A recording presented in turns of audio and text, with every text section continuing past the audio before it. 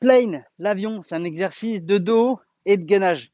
On va imaginer un avion qui vole, donc avec les bras en croix pour faire les ailes, et on va venir faire des rotations avec le buste en fixant toujours du regard l'aile qui va tourner, le bras qui va se lever. Ça, c'est la même chose, mais couché sur le ventre. Donc, jambes tendues, sangle abdominale légèrement serrée pour éviter d'écraser le ventre dans le sol, le nez au sol au départ. Tu peux mettre un petit coussin, une petite serviette. Si quand la tête est posée, tu veux pas avoir le nez qui est écrasé dans le sol. On place les bras en croix sur les côtés à hauteur de poitrine. Quand je l'ai fait de face, j'avais les mains plutôt à hauteur d'épaule, mais c'est plus hauteur de poitrine qu'il faut. Et on va venir presser une main dans le sol, décoller l'autre vers le ciel et la regarder. Et aller chercher haut, aussi haut que possible. Revenir la reposer et poser le nez en même temps.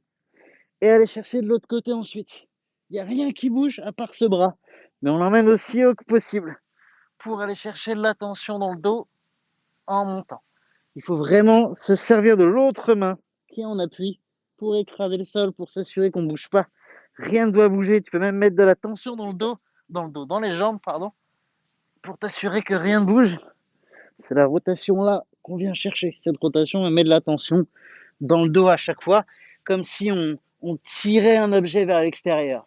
Sauf que on va avoir en plus un travail postural le long de la colonne parce qu'on a une rotation du buste. On n'a pas que le mouvement du bras, qui est d'ailleurs sur une toute petite amplitude, mais on a le bras et la rotation du buste. On a vraiment la fin de ce mouvement-là qui est la plus intéressante finalement parce qu'ici, il ne s'est pas passé grand-chose.